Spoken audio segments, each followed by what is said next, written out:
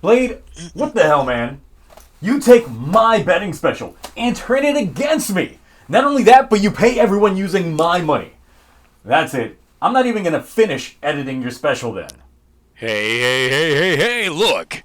It's an investment. See, what they used for betting was created using your money, but it's actually stored on the blockchain. As such, Blade Bucks have been made, and everyone bet using $1,000 worth of each. You made NFTs. Yeah, and? With what secure servers? Look, it's cool. Nintendo Soji hooked me up with what? their servers. Nintendo servers are ass! Even I know that, and I'm a Nintendo fan! Nah, that's it. Move like 3 steps back. Alright, Ace's stepmom, you know what to do.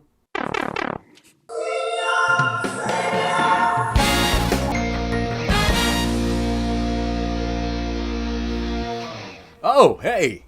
Finally! A Keiwa-focused episode!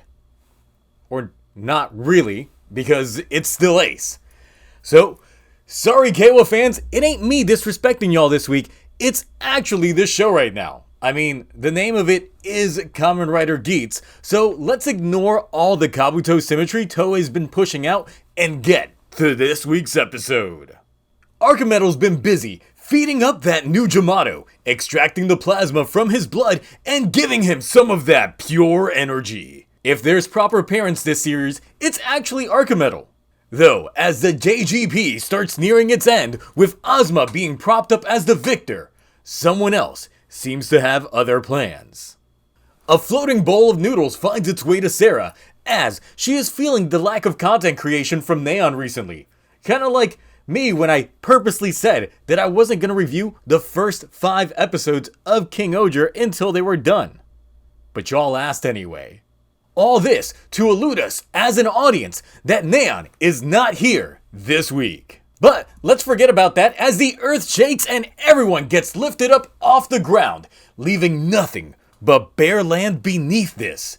And I say this knowing that it's going to be completely forgotten by the VFX person in a few minutes. Sarah continues talking to herself as... Okay, Keiwa fans, I'll stop editing him out of the scenes, but you know, it's Toei doing this, not me. Anyway, all this because a boss from Final Fantasy is here to challenge in this RPG.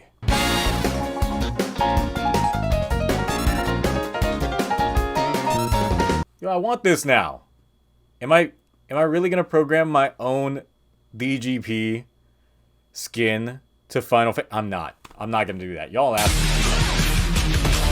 Even the world of bubbles can't keep me down! Bruh, how are you back?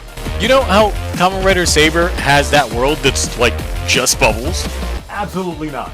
Well, you know how their writers are pretty much all named after swords?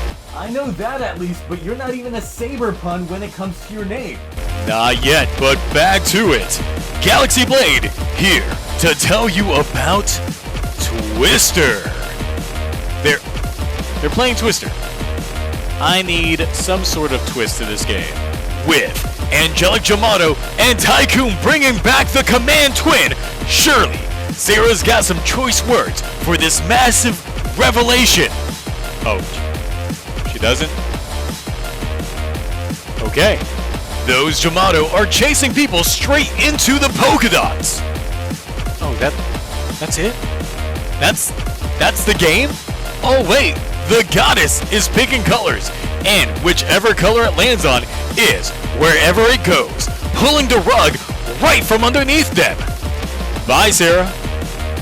Wait a second, there are buildings under her. Didn't they raise the entire Never mind, Tycoon's got enough juice to go full twin command and save them. Back to you. Not to be outdone, Ace has his own save, this time without relying on buckles.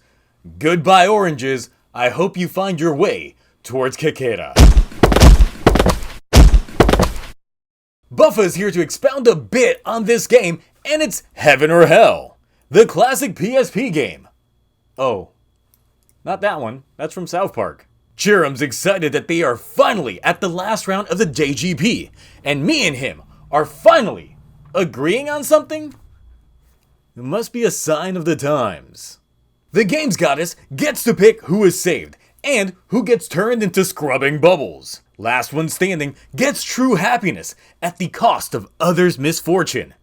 But they've met their quota for today, so see y'all tomorrow. You too, Niram.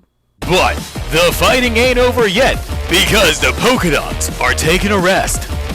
Tycoons getting the 2-for-1 special of fish salad, getting yeeted off the edge and turning this into a reverse whack-a-mole meets hot potato with himself. Geats went Boost Mark II against Buffa, but doesn't use speed to the full capacity, allowing him to get weeded and yeeted himself. But hold up, wait a minute, we got gravity powers up in here. But now, the game is properly over, and once again, back to you. Berba shows up to show that this game is essentially a visual showcase on how the DGP itself works, taking the sacrifice of many to appease the few, all the happiness being transferred to the last one the goddess sees fit. The actual goddess of creation functions the same way, with each sacrifice the DGP has had, whether it was the riders or civilians, their overall happiness, once they are gone, gets stored and used to fulfill the wish of the one victor. And here comes your daily dose of seed plant for today that will end up getting an immediate payoff. Not this time, not the next time, but pretty soon, all within this episode. Here's the Keiwa focus for this week, taking the questions straight to Kakera, which he explains everything has its opposites. There's no rich without someone being poor. There's no winners without losers, and no one is truly happy without another being sad.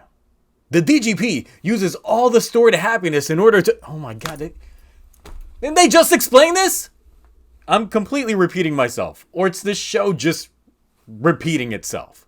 After that A seed plant, he goes to get some fertilizer from Niram. Sweet, sweet fertilizer. Ace wants to know everything that there is to know about the goddess of creation. Also, Keiwa fulfills his duty as background character literally this week, hearing everything from the background. It is revealed that Mitsume is from the future, and that genetically, current-day humans and future folks are incapable of interbreeding. Ooh, someone might want to tell that to Time Daddy. So, if Mitsume could really have Ace, how'd she do it? Well, you know, the episode kind of explained how she worked. You know what? Whatever. Oh yeah, this week's character focus is more on this schoolgirl than Keiwa, having earlier in the episode lost her friend. This twist of fate has started to warp her mindset. Now back to Ace. And Keiwa in the shadows again. Here comes Daichi to beat the plot point from the last two scenes into your head again. This time, just pretty much telling Ace that his mother is the goddess of creation, and she attained her power to do what has been mentioned countless times before in this episode, so let's just move on. Kei was salty because technically, since Ace has been a glory hog, all the happiness that's been going on has been going towards him. But it's noon now, so get to your dots already. And with that, schoolgirl is oh wait. Sarah with the save, and a Jamato with the glaive, but Keiwa shows up too. Ninja? Really? You were just using Twinkle. You could have. This is dumb. Blade. What? Why are you throwing it back at me? Tycoon just got blinded by rage, tosses that Jamato, but old schoolgirl shows that she knows what has to be done and sacrifices another so that she can live. Seeing this raw human survival instinct, Tycoon gets Mufasa'd off of that floating island.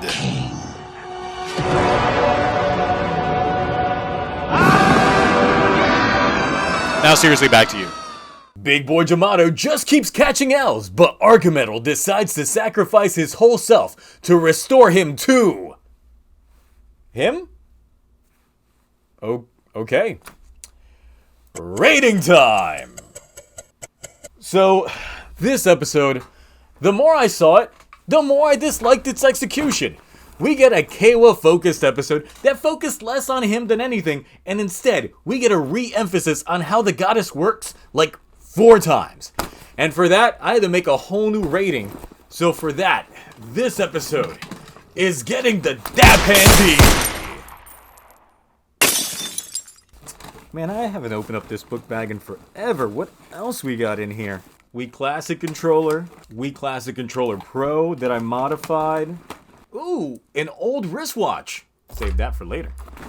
A medallion that I made back when I was in 3rd grade. It's Legend of Zelda based. As you can tell, I'm more interested in what's in this backpack than what happened in this week's Geats. This episode could have been reduced to about 10 minutes, as its pacing issues are just absolutely terrible.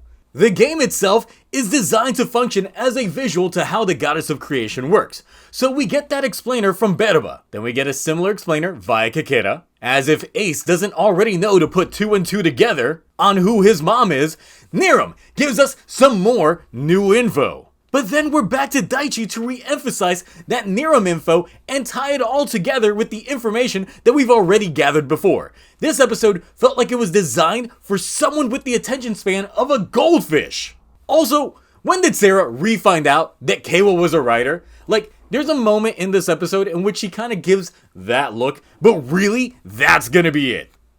The episode that she actually finds out and gets her memory back is the episode that Keiwa gets retired from the DGP and Ace won the overall game, so everyone should have been reset. Yet, she's not so surprised when he transforms this week. Also, regarding all of this, they're really doing Keiwa dirty by just keeping his stuff limited and to the background. Which seems like they know exactly what they're doing, because on that front, that's the type of guy that he plays this episode. Conveniently, just hearing Ace's story only to get scrubbed out at the end. Of course, if and when he comes back, because of course he will, he's probably gonna have beef with Ace for a little bit, but with the revelation of how the goddess's powers work, we'll probably now just want to end the DGP, since knowing the secret to a wish granted will probably leave a bad taste in his mouth. Thus, the DGP hate train is going. Also, can we just talk about how dumb it is that he used Twin Command to begin with? Very smart, because of course, they're a floating island. Twin Command can fly. Now knowing this, in the second half of the episode, still chooses Ninja? I'm sorry. That is completely dumb. Though it's stated that Mitsume attained these powers by Daichi, how is the bigger question for me now? Since we know she's from the future now, Matt Past Guy wanted to get it on, but that avatar was not equipped for that ace. So, unless they really start playing into literal Greek gods, something's gotta be up. Then we get to killed off players, and people who just get their happiness stored. But the losers, who get to live, also lose their happiness, or what they had of it. Sucked out as well, since we saw this with Keiwa once he lost. But, now knowing this, Keiwa's wish to revive everyone that was defeated in the DGP shouldn't have been allowed, since it would have undone the stored happiness and literally caused a power void. Or created so many artificial constructs that probably would have been joyless themselves. Similar to Neon. But really, going with the cliche of a typical Saturday morning villain that's just sucking up all the happiness and joy from others for power is just kind of lame. It really does remind me that this is a children's show. But this type of thing just continues down the usual minus energy trope that your typical Toku show has. And, having been rewatching Ryukendo recently, I'm enjoying that more because it's doing it in a comedic light. But this show wants me to take it seriously, and that's where we have the issue.